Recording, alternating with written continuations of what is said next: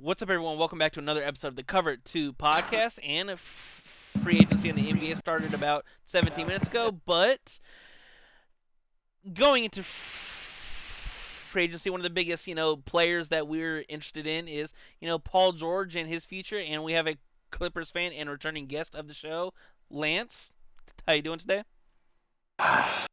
Not well.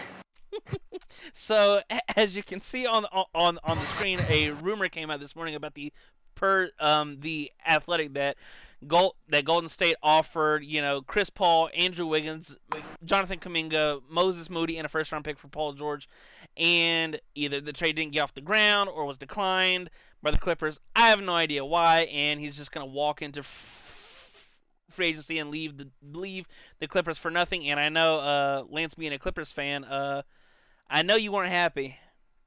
No, absolutely not. This is a pure emotional rant as a fan. Um, Basically, what's going on is the reports that I was seeing were that Paul George is really big on wanting a 4-year deal, and the Clippers don't want to give up a 4-year deal. They want to keep everything at 3 or 2, kind of like what they just did with James Harden. They gave him a 2-year, but they don't want to do anything above what Kawhi has with his 3-year. And uh, apparently that's just a breaking point, is that 4th year, which is just insane to me. It's kind of crazy because, I mean, you know, in theory, I get it due to, okay, this core is only going to be together for another 2, 3 years max, anyways, due to, Kawhi always being in and out of the lineup. Same with Paul George. And like maybe 20, 30 minutes ago, before free agency even opened up, they extended James Harden and gave him a 2-year, $70 million deal, second year being a player option. And we saw Russell Westbrook opt in yesterday to his player option. So there's a lot of moving variables, but I think that the Clippers not accepting this trade, or at least trying to get something back, because you look at the original trade that they made for Paul George, it was Paul George from the Thunder, and they gave up, Shea Gilgis Alexander, Gallinari. Let's count: 1, 2, 3, 4, 5, 6, 7 first round picks. 7 first round picks. Four, three being just from the. Actually, I take that back. It was 2022 first round pick, 2024 first round pick, 2026 first round pick, Miami 2021 first round pick, Miami 2023 first round pick, lottery protected, Clippers 2023 first round pick, and they gave OKC the right to swap picks, so it was a pick swap. And then in 2025 first round pick that gave the Thunder rights to swap picks with the Clippers. Now, that's a crazy haul inning of itself, and to let him just walk out of the front door for nothing, just it boggles my mind. I mean, I get it. You don't want to trade him to a team that's still in the West, Right. but it's if he, because he opted out now. If he says, you know what, I'm gonna just go to Philly, or I'm gonna go to Orlando, or I'm gonna go to another team that has a max slot, we get nothing. And if he's hard stuck on a 4-year deal, and that's what he really wants, is a 4-year deal. All he wants is that long-term commitment, and we can't give him that, or they're refusing to give him that. Why wouldn't we at least get something for him? It makes no sense. You got to look. Kaminga's a young player. He's fallen into his role as a player. He's done nothing but improved. Wiggins is solidified. He's good. Everyone knows what you're going to get from Wiggins. Moses Moody. I'm not big on the Warriors, so I don't know too much about him. But from what I've heard from all the fans, he's solid. He's a solid young rotational player. And then you get a first round pick, so that the 7 that we gave up, we're going to get 1 back. So it's like I don't understand. And they were also adding Chris Paul into it. I don't know if he would have stayed on the team or not, but still, it doesn't make any sense why we wouldn't at least try and get something back, unless they're just gonna fold and give him the 4-year deal when free agency continues on tonight. See, like, that's the thing that amazed me. Like, there are, reports that they're still going to be, in contact with Paul George, which in theory, that's great. But if you're going to give him the deal, why drag this out? And if he's just going to leave and go to Philly or Orlando, which I think that'd be a great. I think that if Paul George went to Orlando, yeah, it's not a big name team, but I think that would be a really, really good spot for him to fit in and help Paulo and Franz learn. Now, and it goes back to the Clippers. Me and you have had private discussions on they just flatly paid the wrong guy. Mm-hmm. And Uh, when you know what, it's your team, you got the floor, you can take it where you want. God. It, when Kawhi's healthy and when Kawhi plays, there's no doubt in my mind he's a top 10, arguably top 5 player in the league. I'm not second guessing that at all. But that's a big capitalization on when healthy. The man hasn't been healthy since he was down on this team in Texas somewhere with Charles Barkley's favorite women. Uh, so it's just you got to look at our most recent playoff stretches. The past, what is it, 3 years now, he's had less than 10 games played. And I think there was only one season where PG wasn't healthy. But even then, Kawhi also wasn't healthy. So I mean, it's crazy how we're giving the player who's done less but had more potential the guaranteed money and the deals and willing to give him whatever he wants and sign him compared to the player that's been giving everything, hasn't really been that hurt. He's had his moments, but he's been on the more reliable side of the two. And they're just like, nope, this is we're not going to give you what you want. It's just not happening. It just doesn't make sense to me because the best ability in the NBA is availability. Absolutely, and like and it's not due to lack of salary cap. You guys have one of, if not the richest owner in the NBA, in Steve Ballmer. We know he's not afraid to go out and just pay these players. It's just mind-boggling to me. Like me being a LeBron and a Lakers fan, yeah, it's hilarious to me, but it's also hilarious to all 31 other teams because Yeah, when you make this trade, you put two of the best wing defenders together in, worst case, two of at the time top 20 players. Whether if you yeah, love or liked Paul George, when they paired them together, they were two of the top 20, arguably top 15 players in the league. And to only out of this little mini Kawhi PG era in LA, the best year was a year Kawhi tore his ACL and you make the conference finals mhm, and you lose in six to the Suns. Like that's mhm, the biggest thing to me. It's like out of this whole little mini era, you you commit to Kawhi, you give up heaven and earth to get Paul George, and there's nothing to show for it. yeah. There was Other no than the there was fact, no Kawhi. Yeah, there's no Kawhi without Paul George. yeah, because Kawhi, if I remember correctly, the reports were I'm not going to sign here unless you get me Paul George. Yeah, And so they get Paul George, Kawhi comes, and they have, regular season success. But when it comes postseason, like in the bubble, they were up 3-1 on Denver. I think then the next year that was when they went to the conference finals, and then they missed the playoffs, and then it was this past year. mhm, I just it I understand that it's a it's a business at the end of the day. But the thing is, it's like, don't you want to get something for him? Like the Golden State offer, that's a haul. Now, once again, are any of these players the player Paul George is? No. no, Is this something that can build you on post Kawhi? Yes. Even if you're a Kaminga fan or a not hater, because if you're a hater, you're not gonna think this, but he's a good young up and coming player, and Kawhi's not getting any younger. Harden's not getting any younger. Westbrook's not getting any younger. You're gonna have to not saying that tear it down and rebuild it back up, but Kaminga's a really nice piece to okay.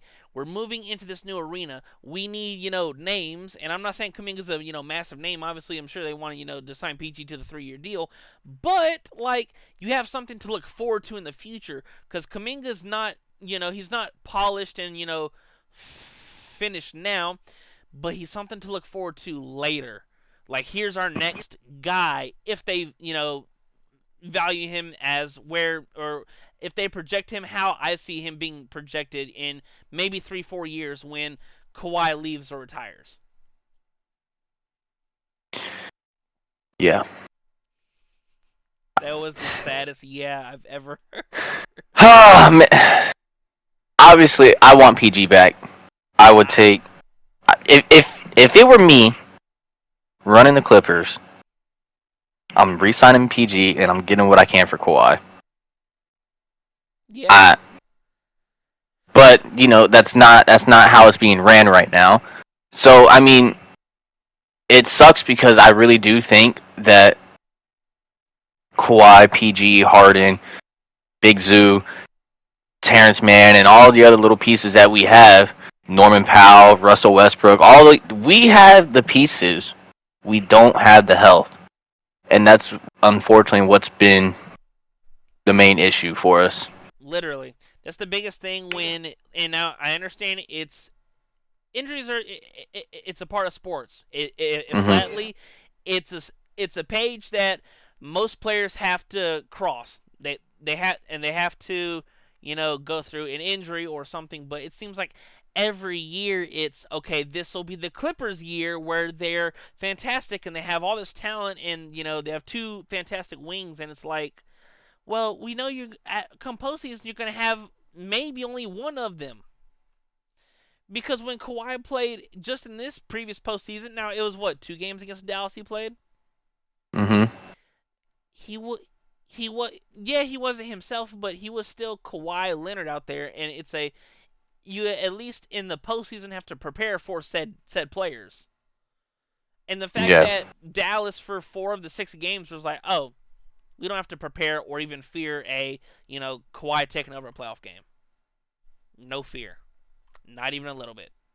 And Mhm. and we saw even in the game where you guys were up 31, and when Kyrie, hit the crazy layup to take the lead, who hit the step back three in the corner? Paul George. Paul George. And so like the Clippers, they're a good team. I don't think that they have the talent to compete with your top dogs, but at least a puncher's chance would be nice because out of let's say somehow let's play hypotheticals. PG resigns with the Clippers, and they go against Memphis next year in the postseason. You could make an argument like it's Ant, and then it's Paul George, Kawhi, Paul George, whoever's available, and then the rest be there. So if you can have two of the top three players in a series, that's at least something. Whether than just letting Paul George walk out for nothing. That's my biggest thing. When I read this, I'm like, oh, that's bad. That's bad that you at least didn't have an extended phone call about it.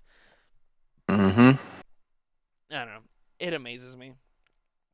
It amazes me when I see teams get nothing and they just let the player walk. Then they can get something. It might not be what you want because when you trade a player like this, you're never gonna get equal value. Of course not. That's just not gonna happen. But it's better to have something to, hey, maybe they accept this trade, then they flip, Kaminga a first and Moody and maybe a future first and go get, somebody else.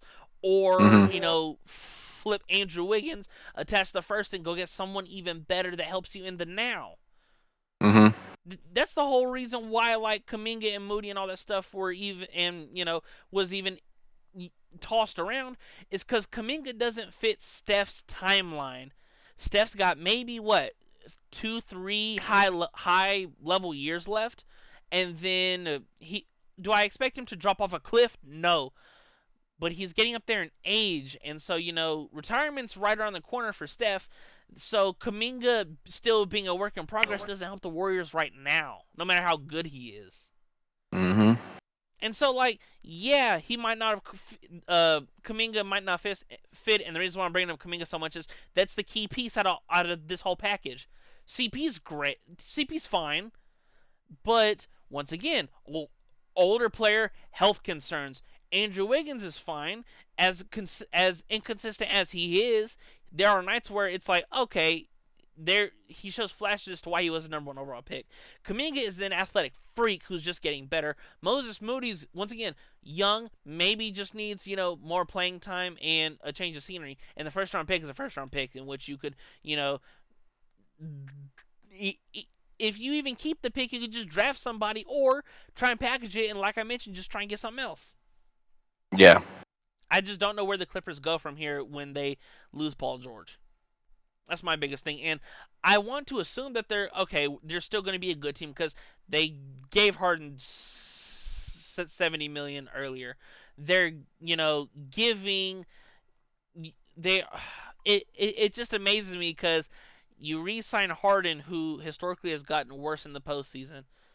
You Yeah. you you pair your future with Kawhi, in which he's rarely available in the postseason. It seems like you Mhm. mentioned, two of the past three postseasons, he's played less than 10 games. Yeah. And it sucks And because when he's on the court, like you said, he's fantastic. mhm. And it's really boom or bust with him too. So it's when Kawhi's on the court, 85% chance he's gonna boom. There's a very small chance that Kawhi doesn't play like Kawhi. It just doesn't happen often. Right. But that bust is gonna be he's not even on the court. And that's the biggest thing because even if he's not, as efficient or Kawhi like on offense, damn well he's gonna bring it on defense. Mhm. That's the biggest thing because even if Kawhi is not Kawhi on offense, he doesn't hang his hat on the offensive end anyways. We think of Kawhi as, when healthy, when he was in his prime a couple years ago, one of the best two-way players in the NBA. And you even saw in the two postseason games he played, I want to say in the first one, he had, what, 4 steals? Mhm. In how many minutes did he even play in the first game? Maybe 30. You know what? Live on the Cover 2 podcast, this episode, let's look. Clippers, Mavs, in the first round. In the very first game, game one, Kawhi Leonard played a total. He didn't even play game one. No, he didn't, he only played game 2 and I believe 4. In game two, the game y'all lost, he played. That's advanced stats. There we go. Yeah, he played 34, almost 35 minutes. So it's like when he's on the court, fantastic. But the thing is, it's Mhm. when he's on the court. I don't know. I Yeah. think that the Clippers, if they don't at least try and orchestrate a sign and trade, now there are teams that don't need help in signing him, like Philly or Orlando. I think he's going to go to the Sixers, and I think that team is going to be fantastic. Yeah. That's my final thought. Uh, and I've been looking around. Apparently, DeMar DeRozan's waiting until Paul George gets signed, so he can kind of base his price on whatever Paul George gets. And I can understand that. I mean, I don't think DeRozan is on the level of Paul George, but he's close. Um, and from what I've been hearing, DeRozan wouldn't mind going to play for the Clippers, so maybe the Clippers can look at that option. I, But I just don't see the I like improvement DeRozan. from going from I like DeRozan too, but I just don't see a drastic improvement going from Paul George to DeRozan. I don't think there would be an improvement at all. I think it would be a little bit under. Hmm. Like there'd be a bit of a step back due to I say Kawhi, due to Paul George still being a top tier defender and a real floor spacer. Not saying that DeRozan can't shoot threes, but come on now, we know what DeRozan is, and so you're telling me your backcourt's going to be Harden and DeRozan, and then Kawhi, and then blank, because there's a spot, Hmm. and then Zubats. So what's your other wing? Who's your other piece? Or does or do you now start Terrence Mann more, you know, Yeah. because with Paul George essentially walking out the door, it opens up a roster spot, a starting spot, and about 35, 38 minutes a night.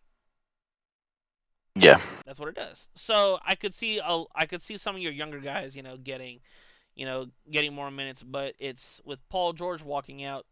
There's cap there to maybe go get, like you said, a DeMar DeRozan, or try and get someone else to fill the void.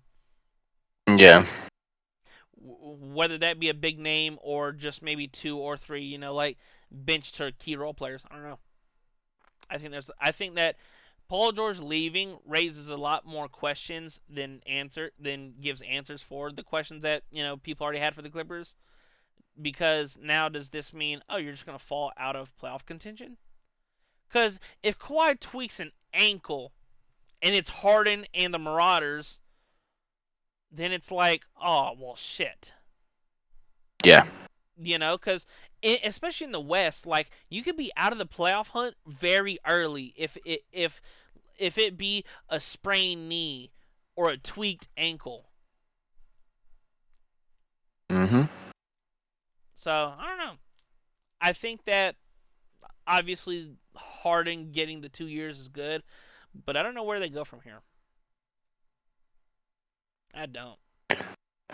It's gonna be a interesting rebuild because especially with you're opening up one of the obviously it's gonna be the newest stadium in the NBA. Right. You need to sell tickets. Right. You're not gonna sell tickets with banners of Terrence Mann. I love Terrence Mann. I think he's a great player, but you're not getting that income from Terrence Mann. Uh, Terrence And Mann sitting there like, what do you say? What do you say at me for? I literally, like Terrence Mann. I do I too. do, man, but it's just There's something that it can't be measured, and it's putting asses in seats. And Steve Ballmer needs to put, especially in this new arena.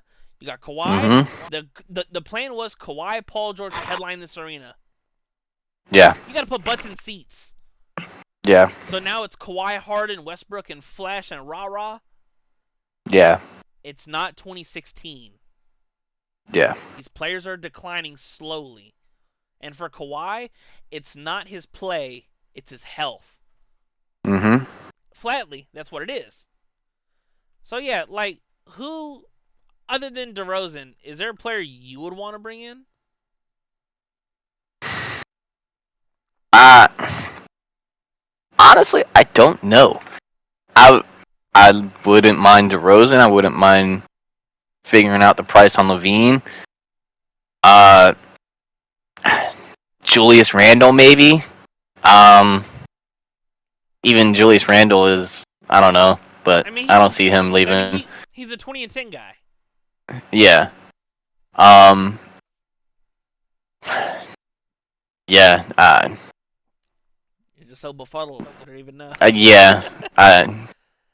It's Yeah, it's Jimmy maybe, depending on what his contract's looking like. I don't know he's got what's going on with him. he's got one more year left on his deal, and he wants to get paid. So Yeah. I don't know. There's a lot of variables that because free agency just opened, half an hour ago. All the Ducks still aren't in a row for all of the free agents. Like there's still going to be moves to be made, Mhm. people to sign, and it's almost that we. I love this time of the year because there's so many moving pieces. Like obviously you have LeBron opting out, and he potentially taking a pay cut for Clay or Jonas Valanciunas or some of these other players. I saw a report that Clay is interested in Lakers, Mavs, and the Clippers. So would you like to see Clay sign in LA for the Clippers? Yes and no. If Paul George is there, absolutely. If there's no Paul George, then no. I would like to keep the money and just start young. Yeah, and start over. Yeah. Yeah, I mean because Clay's decline this past year needs to be studied. I don't know what happened to him, but he's became the biggest slander target on social media just this season alone, and it's just he's one of those players where if he's hot, but if he's cold, and he can't really. He's not a off the dribble type of guy. You're gonna have to have players that can help get him open, help Right. you know, drive and kick type of deal. I Mhm. mean, yeah, James Harden would be great for that, but like you said about James Harden, he's been declining in the playoffs in recent years. So Yeah, and like whoever signs Clay, they're in win now mode. yeah, And it's not that I don't think the Clippers are in win now mode, because if they're not, they wouldn't have re-signed Harden and gave him 70 million. hmm But like when this whole ordeal is nuts to me, because you have your team and you had your moment. Whether if you legitimize the bubble or not, if you're on the side of pro bubble, anti bubble championship, your moment was right there. And yeah, then they blew that away, and then Kawhi's health and Paul George's health have flip flopped, and it's gone downhill from there. yep, Well, as always, thank you guys so much for watching this episode of the Cover Two Podcast. Be sure to check us out on Twitter at the Cover Two Pod 26. Link will also be in the description. And let us know in the comments, who do you want to see Paul George go to and play for next season? And do you think it was a mistake for the Clippers to accept this deal that was offered by Golden State? Do you have any last thoughts or opinions or anything on this? nope. Just anxious on what the decisions are going to be. I I can't wait either, just like you. Well, as always, for the Cover 2 podcast, I'm Lawson Turner. Thank you so much for watching, and I will talk to you guys in the next one. Peace.